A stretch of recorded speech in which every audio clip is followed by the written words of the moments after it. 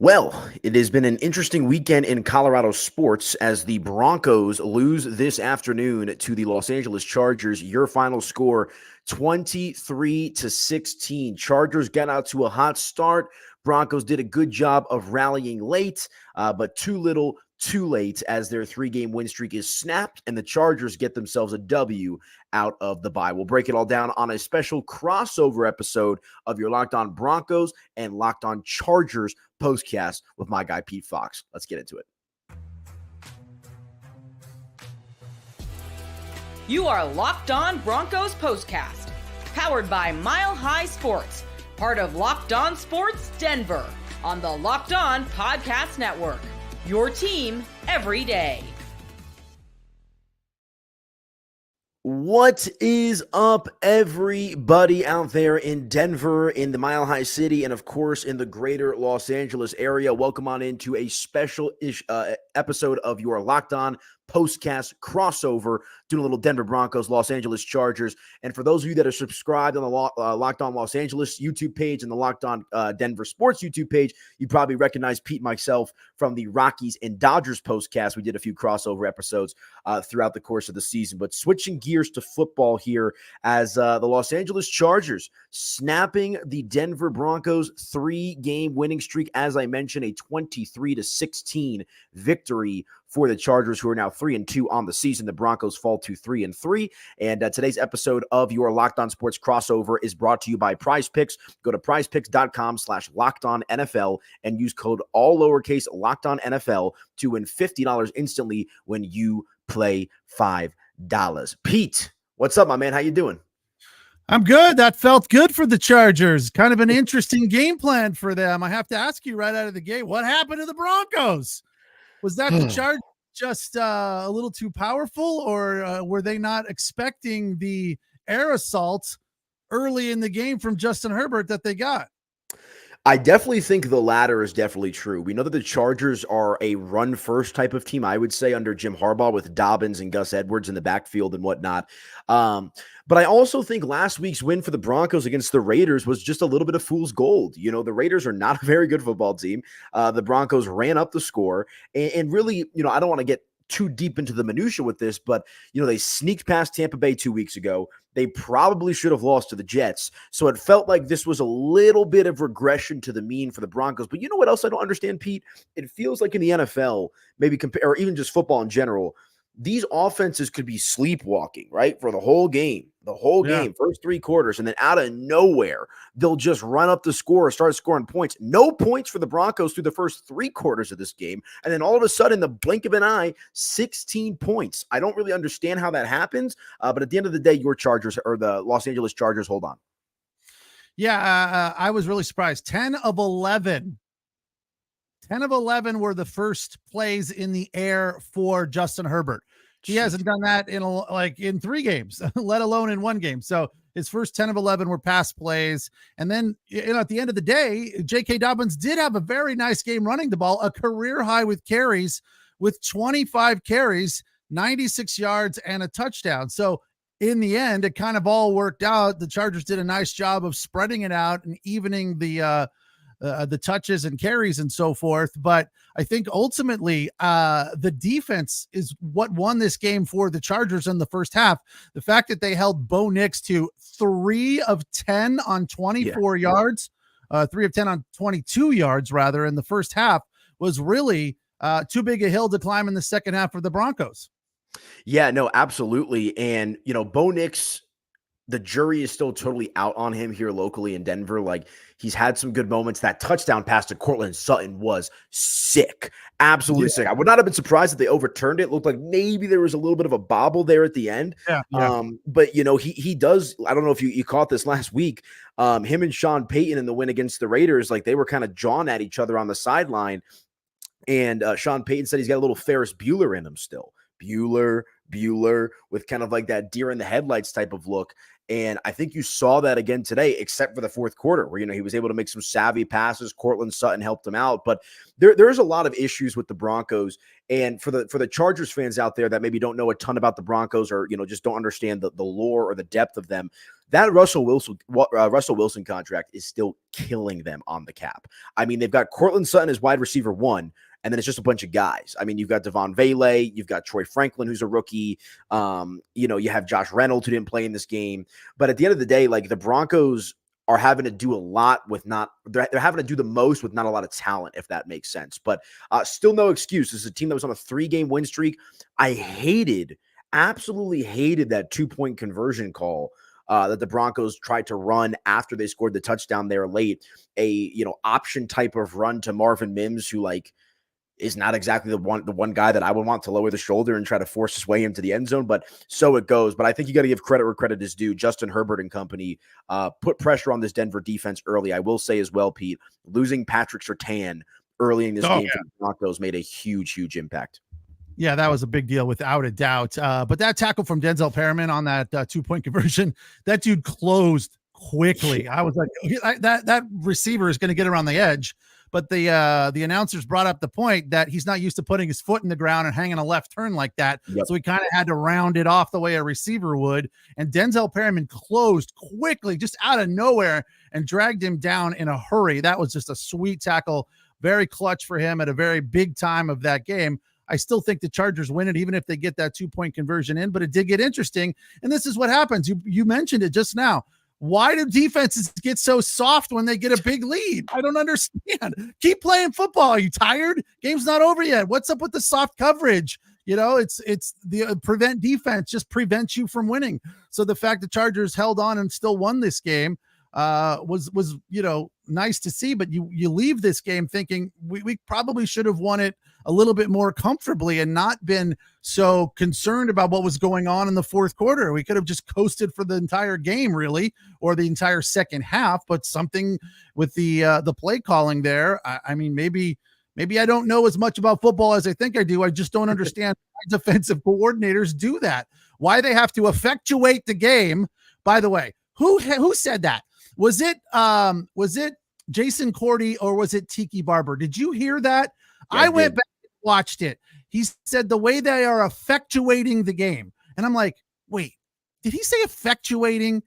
And I went back and sure enough, one of them, I think it's Tiki, said effectuating. I went back and looked up where they both went to school.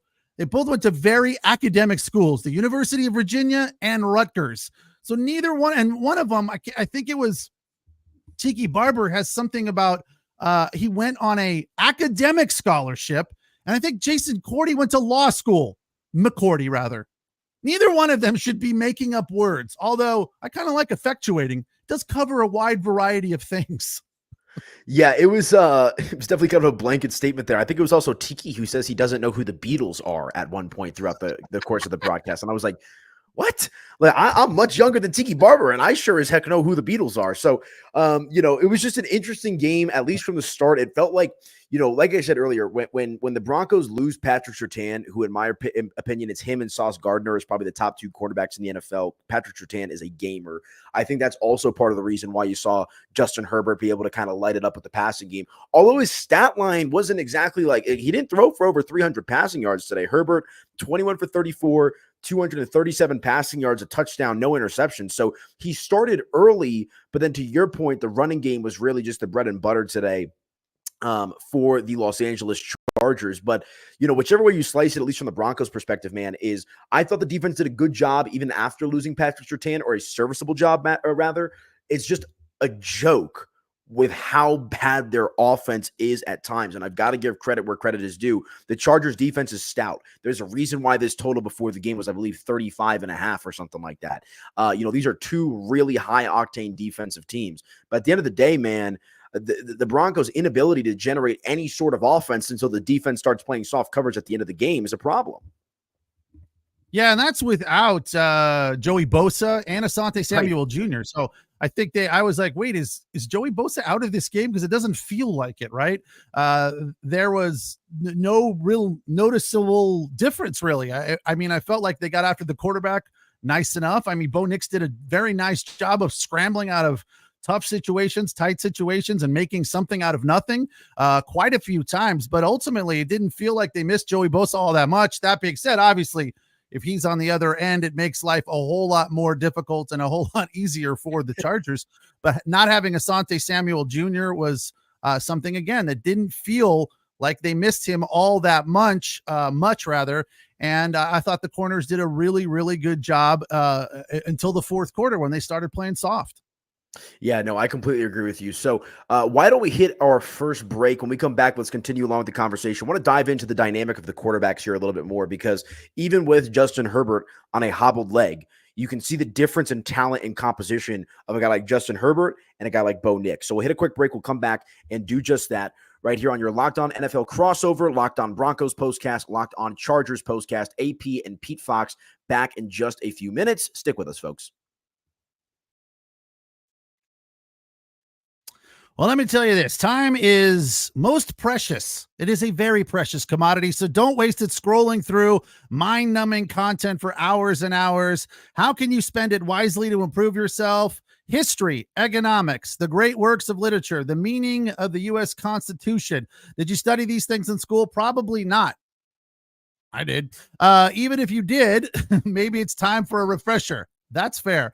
Time and technology have changed a lot of things, but they have not changed basic fundamental truths about the world and our place in it. Our sponsor, Hillsdale College, is offering more than 40 free, that's right, free online courses. Here are just a few of the courses that are available. Constitution 101, the meaning and history of the Constitution, which I find to be fascinating. Introduction to free market economics. A lot of people could use that. The Great American Story, A Land of Hope, the rise and fall of the Roman Republic. And that'll make you want to go to Rome or Italy and just, enjoy the food and drink. And a brand new documentary style course on Marxism, socialism, and communism. Right now, go to hillsdale.edu/lockedon to enroll. There's no cost and it's easy to get started. That's hillsdale.edu/lockedon to register. Hillsdale.edu/lockedon. Tonight's episode of the Locked On Chargers, Locked On Broncos crossover postcast is also brought to you by Hims. Guys, something intimate.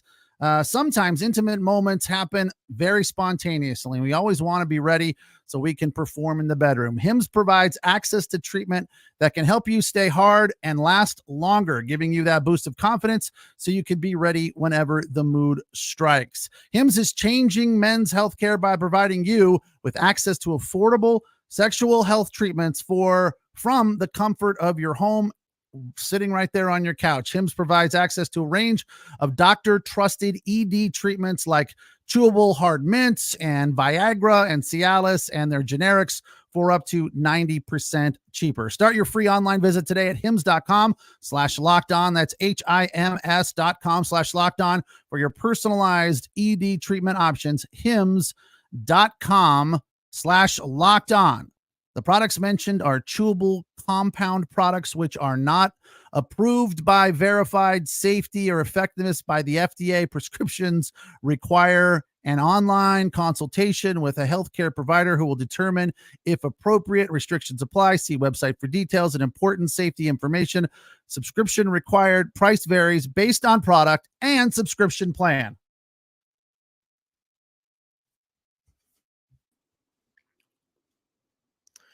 All right, welcome on back in. I was supposed to read that whole disclaimer, right? Yeah, I had to do it yesterday for the Buffs, and yeah, that was a long one, but you did a good job. So, welcome on back in. The longest disclaimer we've never had. Yeah, that was a new one for me too. I was like, what? I didn't even know what that brand was. But for anyone that needs that type of service, be sure to check out our friends over at Hims. It is your Locked On Broncos, Locked On Chargers crossover NFL postcast show. Aniello, Piro, Pete Fox. Real quick, what a disgusting weekend it was in Denver sports, man, or Colorado sports. The Buffs lose last night in epic fashion at Kansas State.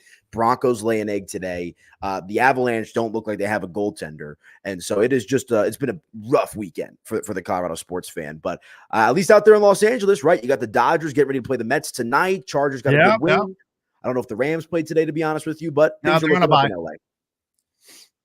So, no, it's going to be interesting. But okay, I want to talk about these quarterbacks here a little bit because football, unlike baseball, you and I are big baseball guys, right? Where, the pitcher can provide, much of the outcome of the game. Sometimes you have a hitter that gets hot that influences the state of the game. And I know that the quarterback is one position, but it feels like so often that teams go as the quarterback does. And I know that, Justin Herbert and this Chargers offense are a little bit more of a balanced attack under Harbaugh as they were under, who was it? Brandon Staley was, I believe, the old head coach for the Chargers.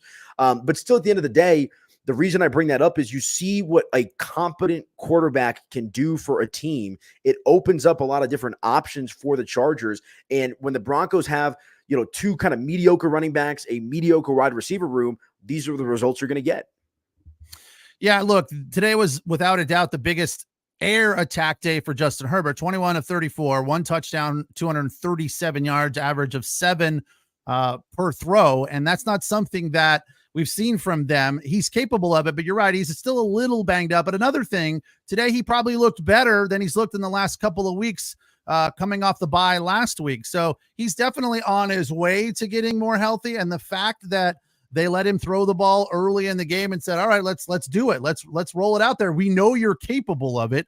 So the air assault, the air attack for the Chargers, it was nice to see. I think Charger fans probably breathed a sigh of relief during the start of this game that it wasn't this, we're going to pound it 3 yards at a time and then throw it one time. It was the other way around. As I said earlier, 10 of his first 11 plays were passes.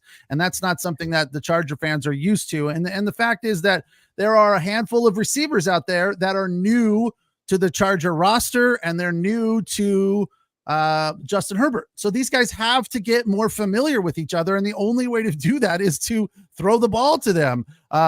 Quentin Johnston has been the number one. Today he was a little banged up, left the game early, came back in, still made a couple of catches. But in the end, it wasn't a Quentin Johnston type of day. 3 catches for 22 yards, a long of 8. Semi Fehoko, a guy that, was questionable to even make this team. 2 catches for 44 yards to lead the way. Ladd McConkey was getting roughed up, but caught 4 balls for 43 yards. And Kamani Vidal, the touchdown pass, which was a sweet pass and a sweet catch on a wheel route.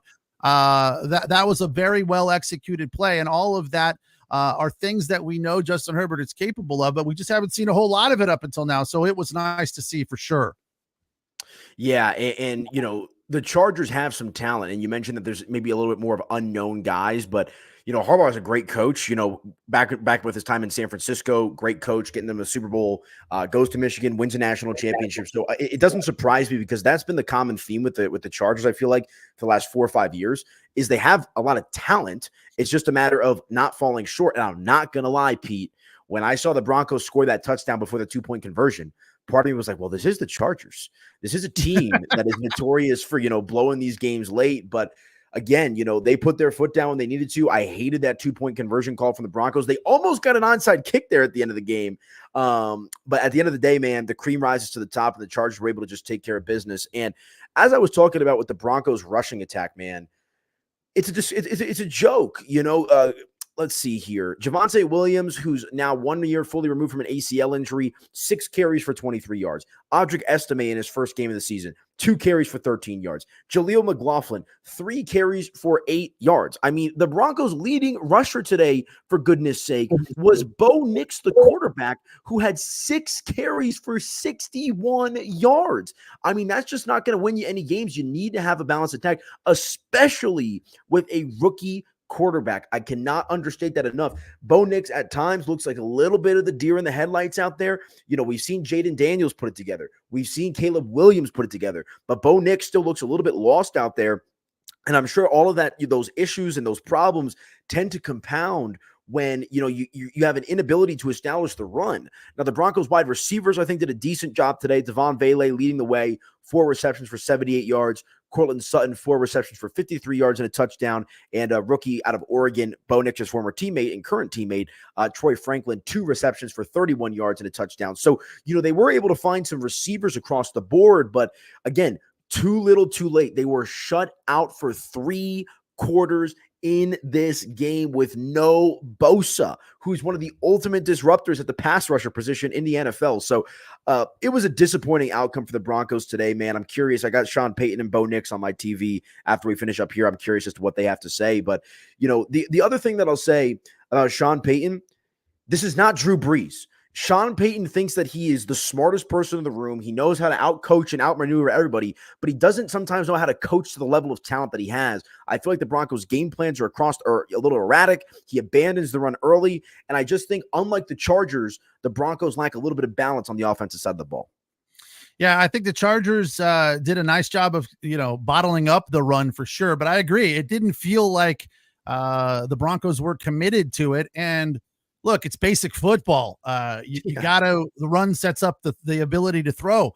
I thought 16 and 17. So that's Vele and Troy Franklin. I thought those guys were solid receivers. And at times when Bo Nix got, 2.5 seconds, he'd find them. They would be open. But this was kind of more in the second half after the game had kind of gotten out of hand, and the Chargers started playing a little bit of a soft defense. But it felt like, Bo Nix looks mobile, looks nimble, but it also felt like the Chargers were willing to allow that, as opposed to a running back running the ball. And it was more of scrambling for his life that turned into 12, 13, 14, 15-yard runs, as opposed to here's a designed run play that we're going to let Bo Nix hold on to the ball and, run the ball.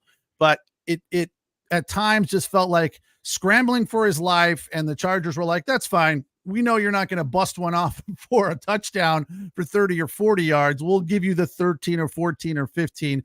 But I felt like at times they got after him. They sacked him twice for 10 yards. It would have been nice to see a little bit more from that. But again, missing Joey Bosa, it wasn't quite the full arsenal. And, the Chargers are always seemingly playing banged up. When Slater and Pipkins on the O-line left to start the second quarter, I was like, oh no, what's happening here? They both left like at the same time, like right around the same play. Fortunately, I don't know about Pipkins, but I know Slater came back pretty quickly. And then with what's his name? The receiver in the tent there for a minute. Harbaugh was in the tent too. He has a heart arrhythmia, I guess. It is obviously a scary thing, but I was surprised to see that he went in there off the start of the game. But Ladd McConkey was getting beat up, and when you're a Charger fan, the number one thing you are concerned about is the health of the stars or the health of the team in general, I guess, because they're just always injured. So Gus Edwards being out, it's Asante Samuel Jr. being out coming into this game, along with Joey Bosa. We were all like, it's always somebody, right? It's never 100% healthy, without a doubt. So the fact that they come away with a fairly comfortable win in spite of dealing with injuries again is a positive step in the right direction. Yeah, no, for sure. And of course, the Chargers getting the job done today off the bye, despite having a handful of players down 23-16. Your final score, all 16 of the points are the Broncos coming in the fourth quarter. So why don't we hit our final break, and we'll come back. We'll put a bow on the show, a couple of closing thoughts here on your Locked On Broncos, Locked On Chargers crossover postcast on this Sunday afternoon. Stick with us, folks. Back in just a minute or two. All right, you guys, let me tell you about our friends over at Prize Picks. Oh my gosh, this is a big one. Prize Picks is the best place to get real money sports action with over 10 million members and billions of dollars in awarded winnings.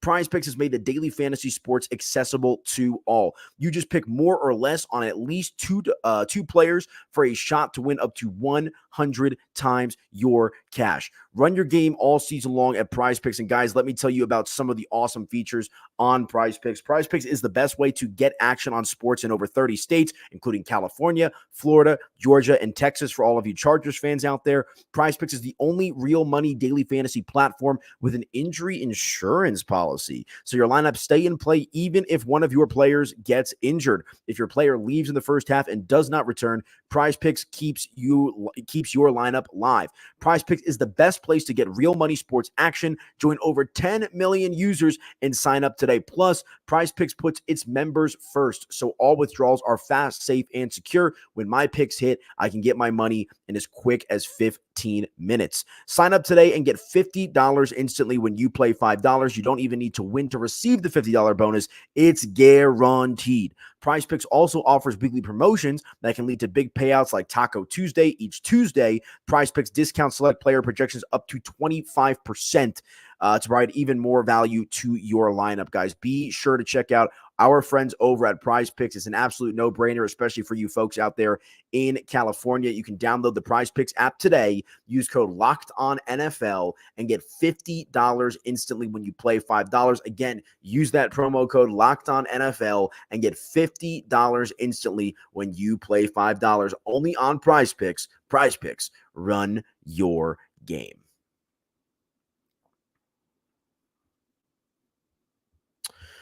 All right, welcome on back in. A couple of minutes left here on your crossover NFL postcast. Locked on Broncos, locked on Chargers, locked on LA, locked on Denver, and the Chargers ultimately coming out on top today. And I'm sorry for the Chargers fans out there. I know we got to play y'all twice a year. I think the Broncos are the most boring team in the NFL.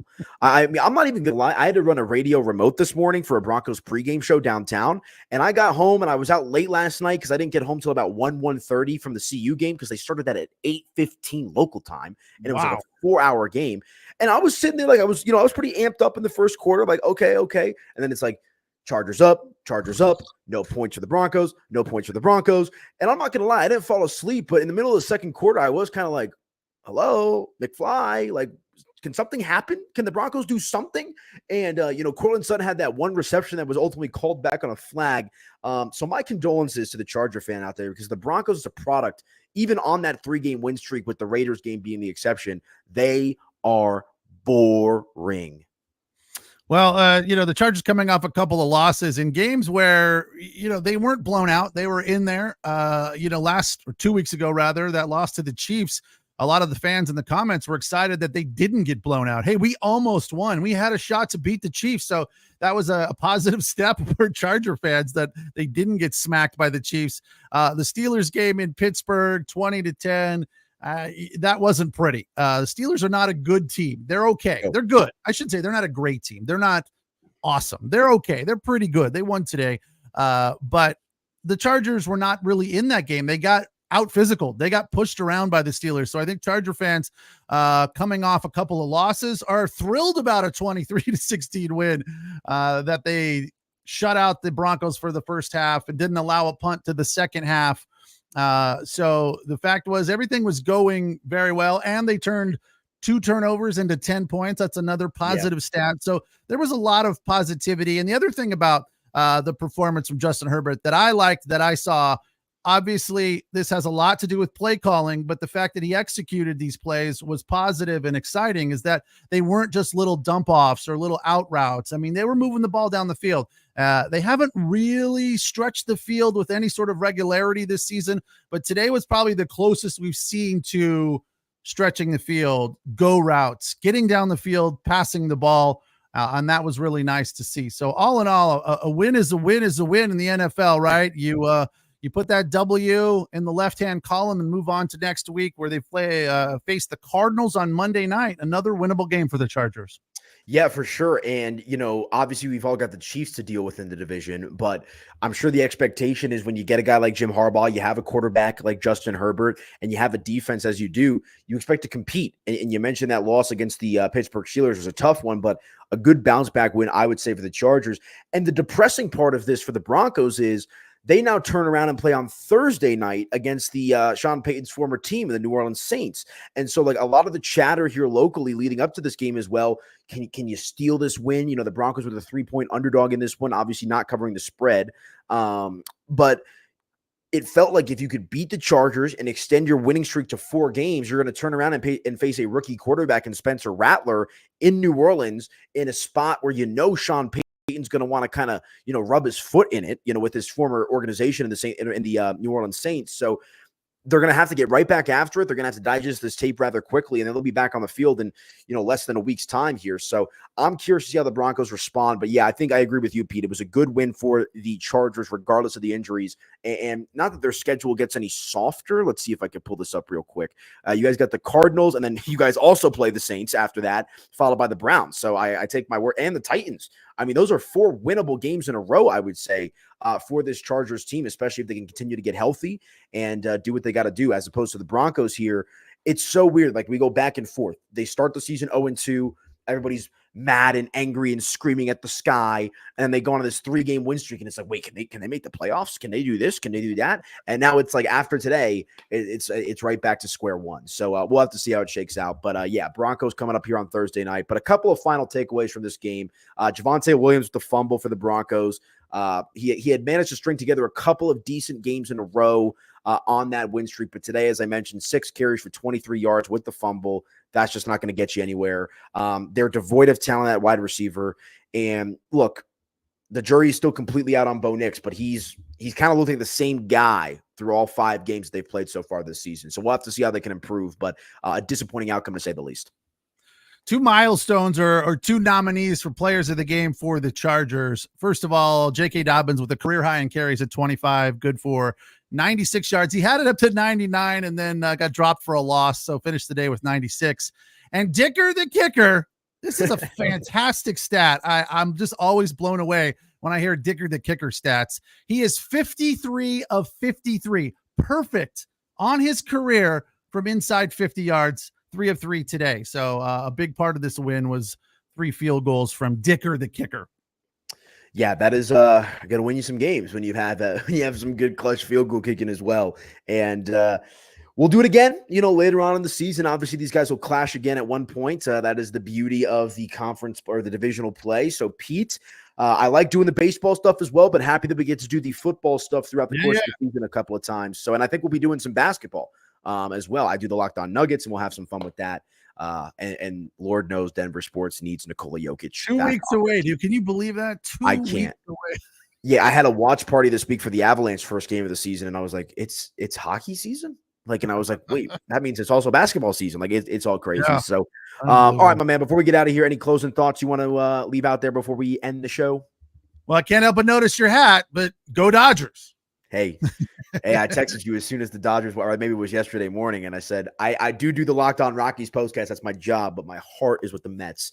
So I'm expecting a competitive, we were talking maybe a 6 or a 7 game series here, so it's going to be good. But all right, folks, that is going to do it for us on the Locked On NFL crossover episode here. Locked On Denver Sports, Locked On Los Angeles Sports. Make sure to subscribe to both the YouTube channels. And the Los Angeles Chargers ultimately escaping with the victory today, 23-16, your final score. They improved to 3-2 off the bye. The Broncos at 3-3 with a quick turnaround next week against the New Orleans Saints on Thursday Night Football. But for Pete Fox, I'm Aniello Piro. Enjoy the rest of your weekend. I guess I'm not going to say go Dodgers, but for the Los Angeles faithful out there, I understand it. And we'll talk to you guys next time. Have a good weekend, folks. Where's this thing? There it is.